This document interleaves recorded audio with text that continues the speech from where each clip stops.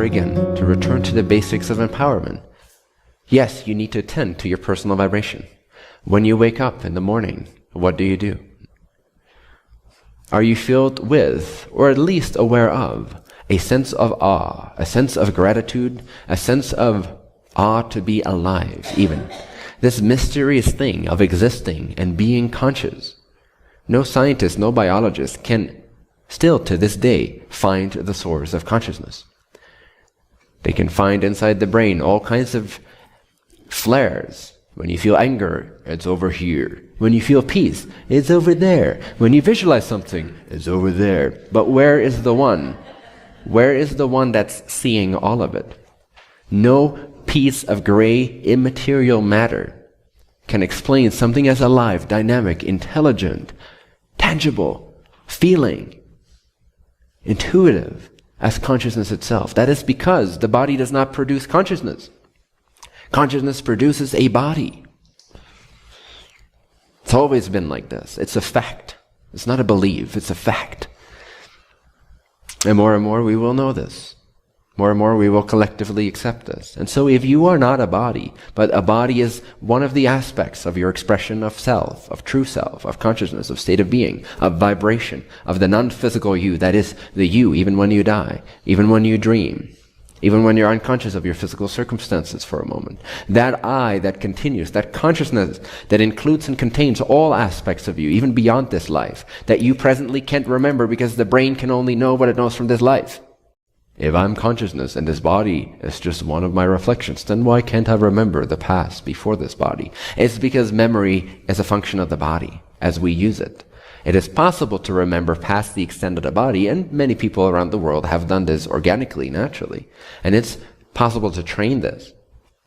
But you have to start drawing upon a power, upon consciousness itself, rather than using the dullness of brain to try to remember something. You need to be in a higher expanded state to actually be in touch with that level of consciousness that already knows and remembers more of oneself. And even then, this whole process too is guided, so you will not remember what is not relevant for you to remember, because it would distract you from your life, which is the most important choice you are making at present, is to be this particular body. All energies are going towards that as we speak. All guidance is checking in with that 24/7. Guiding this, being available to you. There's guidance available to you from other levels of your consciousness that are invisible, inexplainable, that are intuitive. Through meditation, these things can become more scientific to you. Doesn't matter what anyone else thinks. You can make this as real as you want to for you. You can shift your paradigm from the physical and the limited and the linear to the non-physical and the abundant and the infinite and the non-linear. More and more your sense of being can shift to that. But what do you do when you wake up in the morning?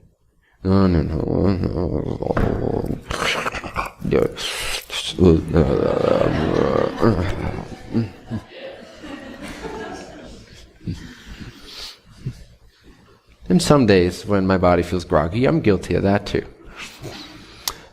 But in general, it's important to have a sense of awareness when you wake up of self. Wait a second. I'm awake again to the physical. Why was I here? What is most important to me? How would I like this day to turn out? And adjust your control panel, your DJ booth, the knobs on your internal state of being system. Adjust that accordingly. If you want a little bit more beat, you adjust that. Whatever it is, you express yourself newly, deliberately.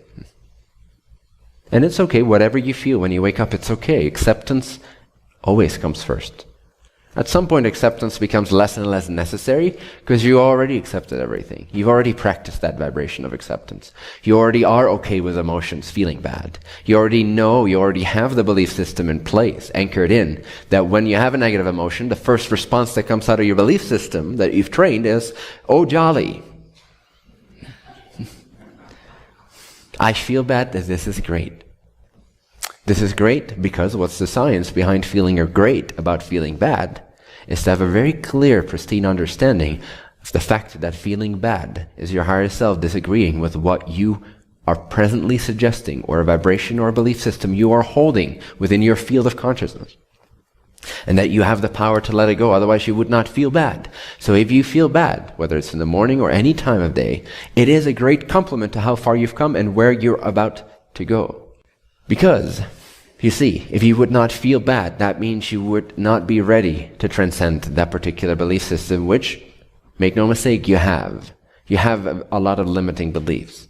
If you feel happy, that is great. It means you're in alignment with your active belief systems. You're where you are presently capable and desired to be. However, if you feel unhappy, it's an even greater compliment. Because if you feel unhappy and contracted, it signifies that what previously satisfied you, you are now having extracted all benefit from that, and you are now ready to move on to the next thing. That's why it feels bad to suggest the same thing you did yesterday, which yesterday felt great. So when, upon waking up, or any time of day, you feel bad, it's higher self pinpointing, navigating you to become aware of something that you are ready and capable and desires to let go of, so that your life can start to flow in with such much more abundance and freedom and capacity and intelligence and love and affection, satisfaction. So feeling bad, if your response to feeling bad is, oh, fuck, I feel bad, then that is your choice, to feel bad about feeling bad. Those that have trained themselves to be unafraid of emotional feelings, because they've learned to interpret it, both from a state of eternal self as unaffected by whatever emotions come, good or bad, but even my chosen self can feel however it wants to feel about the emotion that is presently occurring. If I'm being stubborn and arrogant and I believe in an old point of view and I believe I shouldn't be having this feeling, then I feel worse and worse and I'm entering a downward negative spiral. But if my first response can be trained to become, oh jolly, look at this negative emotion that is not me. It is simply telling me that what I'm suggesting to my creation at this timing is not me anymore. I'm ready to move on past this point. Does that make sense? So next time you have a negative feeling, what will you experience? Good. Practice that, practice that, practice that, and acceptance. And even more than acceptance, using acceptance as an immediate trampoline into an upward spiraling energy of further expansion, integration, creativity, abundance, and creation, is to anchor in this first response. And you need to have a belief system in place before you can do that. Because belief system responds before you can consciously adjust, okay? So if your old system still responds and it feels worse about feeling bad, you have to make those alterations with your physical mind. You have to make new suggestions to yourself. You have to start to see it from a more expanded point of view. Go back to faith. Go back to a bigger perspective. See how an emotion is just energy in motion. It's not harming you. You don't have to be afraid of feeling that it's not destroying you, or even the feeling of being destroyed. It's happening in timeless, free, untouchable awareness. I'm being destroyed. Oh, jolly. Nothing is actually happening to the I that is the witness of this all. And so even when I feel at my worst, I can feel at my best. Non-physically. Use that transcendence as a permission slip into allowing negative emotions to be instantly accepted, and not only accepted, but defined in a positive way. Does that make sense?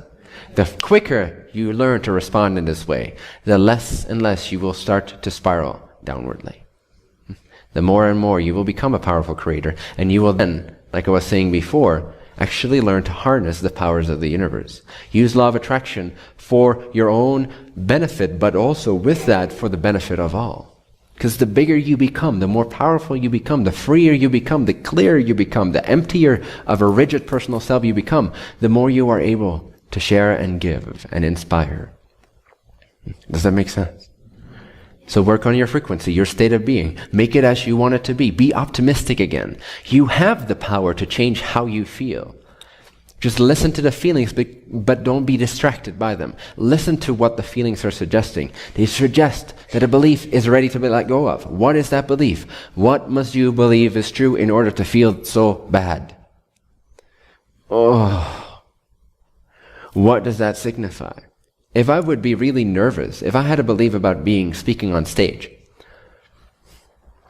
that is like I could somehow be at stake. Like I could lack my existence, I could lack my love, my freedom, my capacity to live the life I want if I stand in front of 150 people or thousands online and make a mistake.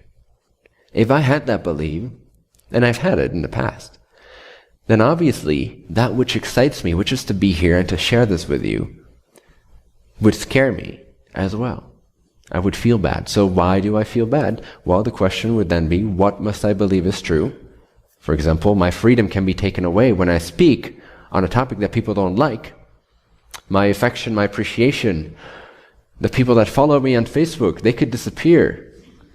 So, bye. I do appreciate you, make no mistake.